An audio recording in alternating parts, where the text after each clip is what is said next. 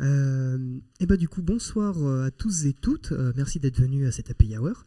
Moi, ce soir, je vais vous parler un petit peu d'une mise à jour de cluster de Docker Swarm et comment on a réussi à le faire sans interruption pour nos utilisateurs. Donc, je m'appelle Florian Forestier, je suis concepteur-développeur pour BeWise Cloud. Je suis également au board de Clermont Tech. Je suis présent sur tout un paquet de réseaux, donc n'hésitez pas à me contacter si vous voulez, puis vous avez mon mail également. Au menu du jour, on va voir un petit peu ce qu'est Docker Swarm. On va faire un récapitulatif très court de sa vie, son œuvre. Ensuite, la question de pourquoi mettre à jour notre cluster, même si normalement il y a quelques petits indices dans la phrase. L'état des lieux au moment où on a commencé ce projet-là. La manière dont on a procédé précisément pour le faire. Et puis une petite conclusion. Alors, Docker Swarm, en deux phrases, c'est un outil de clustering de conteneurs. Plus précisément, c'est un orchestrateur. Il va vous permettre de déployer des services Docker sur plusieurs machines virtuelles ou plusieurs machines physiques, sans que vous ayez besoin de vous préoccuper de tout ce qui va être contrainte de placement, etc. C'est intégré nativement dans Docker, donc c'est le gros avantage. Vous installez Docker et c'est parti, vous avez un Docker Swarm. Vous n'avez pas besoin de vous embêter avec un wrapper autour ou autre. C'est tout inclus. Ça va gérer tout plein de trucs pour vous, ça va gérer des réseaux virtuels chiffrés entre vos machines virtuelles ou machines physiques, de la réplication, du health check, de l'anti-affinité, etc. La mise à jour de vos services également, il va pouvoir la faire sans que vous ayez besoin de vous préoccuper de devoir en premier couper les conteneurs, redémarrer des services, etc. Il va s'en occuper pour vous. Et puis ça gère également toute la partie secret et configuration. Pour résumer, c'est un peu Kubernetes, par contre, quand même avec beaucoup d'options en moins, notamment, et le plus contraignant, c'est qu'il n'y a pas de Container Storage Interface.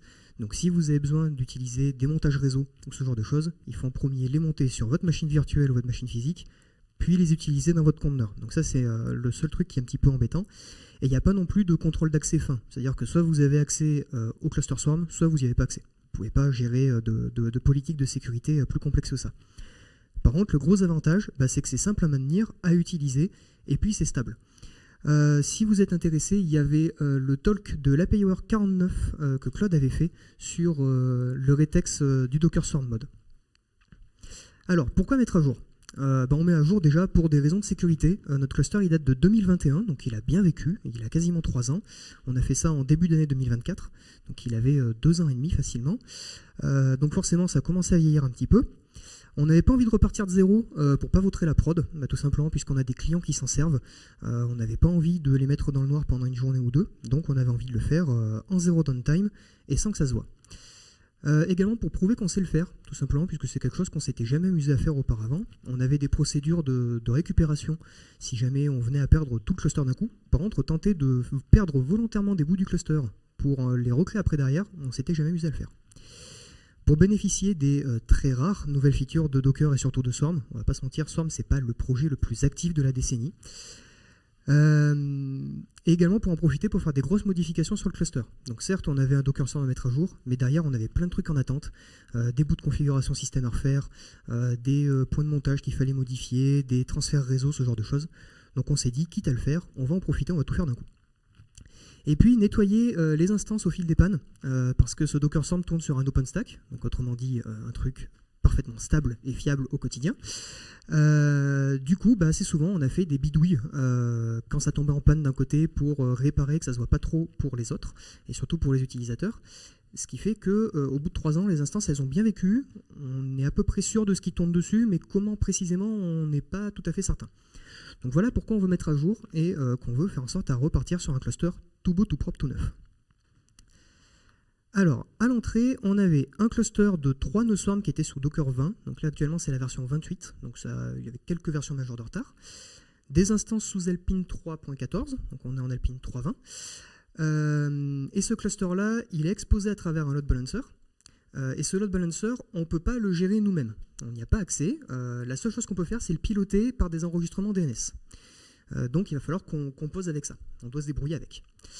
Tout est déployé sur OpenStack en infrastructure as code avec de l'OpenTofu. Donc ça c'est déjà quand même un plutôt bon point, c'est qu'on n'est pas en slip, on va pouvoir utiliser ce qu'on avait déjà automatisé.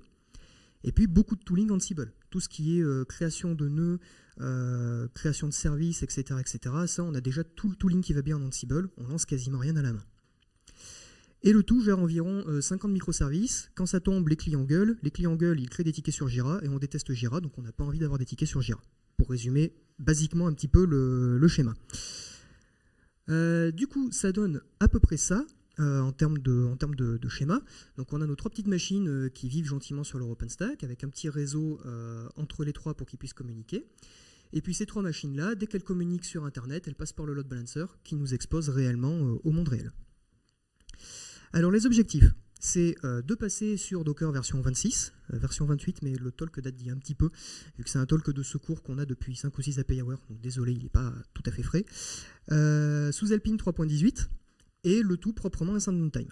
Et comme on aime s'amuser, on va essayer de se fixer pour règle de ne jamais dépasser les 3 instances actives. Donc on a 3 nœuds dans le cluster, 3 instances, on ne va jamais dépasser le nombre de 3. On aurait pu s'amuser à créer 3 nouvelles machines, garder les 6, etc.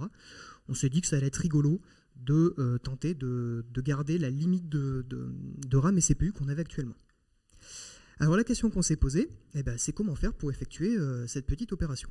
Du coup, intuitivement, on s'est dit qu'on allait retirer notre première instance du record DNS qui contrôle le load balancer. Donc on attend la propagation DNS, et puis notre machine va disparaître du load balancer. Du coup, le load balancer ne va plus nous envoyer de requêtes dessus, et on va pouvoir commencer à faire les opérations de maintenance dessus. Une fois que c'est fait, on va demander à Swarm d'évacuer tous les conteneurs. Donc ça, Docker Swarm, il sait faire. Il y a une petite commande qui permet de le faire. Du coup, cette commande-là, elle va prendre tous les conteneurs qui tournent actuellement sur une machine, les redémarrer sur une autre machine à côté, et une fois qu'ils ont redémarré sur l'autre machine à côté, il va tuer les conteneurs existants.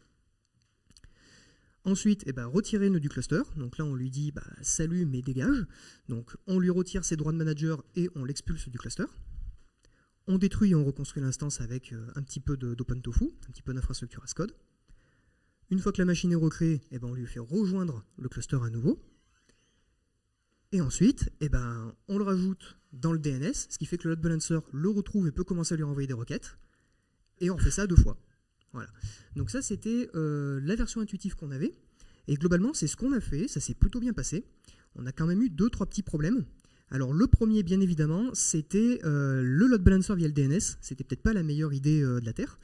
Parce qu'il y a un truc qui s'appelle le time to leave. Donc, pour résumer rapidement, lorsque votre ordinateur ou le load balancer va effectuer une requête DNS pour récupérer l'adresse IP de tous vos nœuds, il va les garder en cache pendant un certain temps pour ne pas avoir besoin de contacter le DNS toutes les 2 secondes.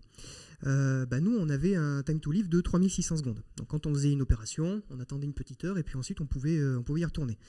Donc c'était bien sympa, mais on avait 3 machines à faire, donc 6 heures d'attente juste que le DNS se propage, c'est un petit peu long. Donc on l'a abaissé à 5 minutes, le temps de faire les manips, et ensuite on est remonté à 3600 secondes. En attendant, quand on s'en est rendu compte, c'était le début des manips, donc on a été prendre un café au début, donc on a quand même perdu 1 heure. Et puis à chaque entrée-sortie de node, il fallait bien attendre 5-6 minutes pour être sûr que le load balancer avait bien retrouvé le 3e nœud, parce que sinon on allait commencer à supprimer un 2e nœud. Du coup, le load balancer allait envoyer tout le monde sur un seul nœud et ça allait être compliqué. Donc il fallait bien faire attention à ça. Ça n'a pas été trop complexe, mais malgré tout, on l'a tout le temps gardé en arrière-plan. Le deuxième problème, là, c'est nous qui nous sommes créés nous-mêmes. Quand on a fait du code OpenTofu, on n'avait pas anticipé qu'on avait envie de détruire des instances spécifiques. Du coup, on a utilisé un truc génial qui s'appelle count. Donc count, pour résumer en OpenTofu, c'est un petit argument que vous mettez sur votre bloc de ressources et il va créer cette ressource-là le nombre de fois que vous lui avez demandé. Donc, par exemple, j'ai envie de 3 instances, count égale 3, il va générer les 3 instances tout pareil.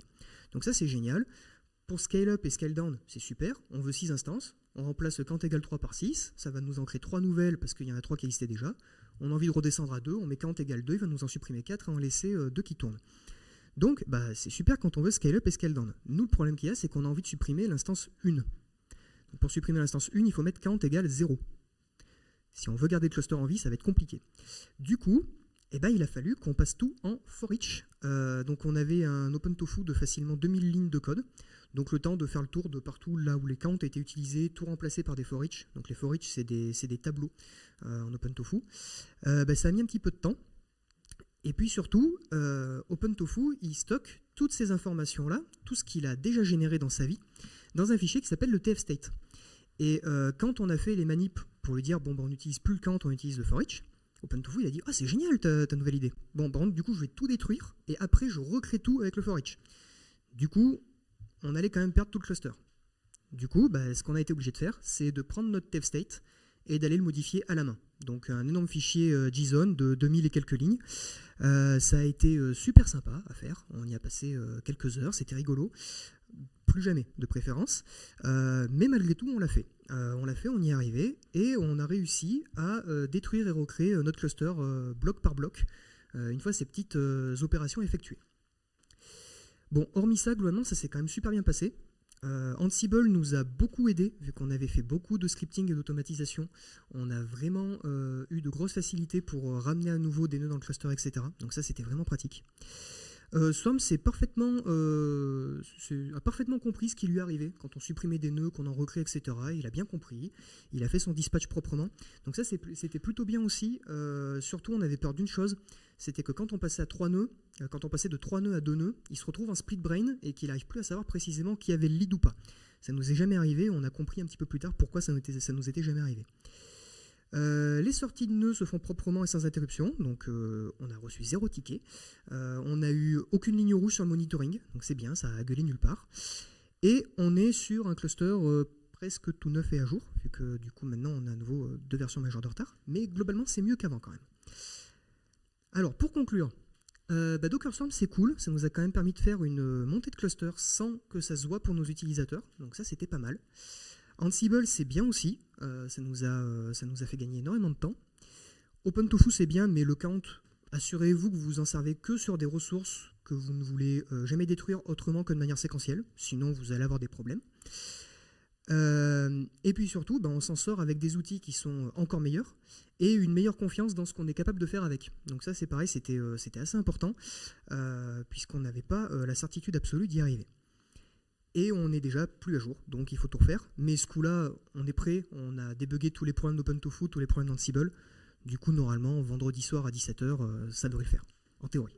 Voilà. Merci à tous pour votre attention. Et puis si vous avez des questions, je crois qu'il reste un petit peu de temps. Il reste 3 minutes.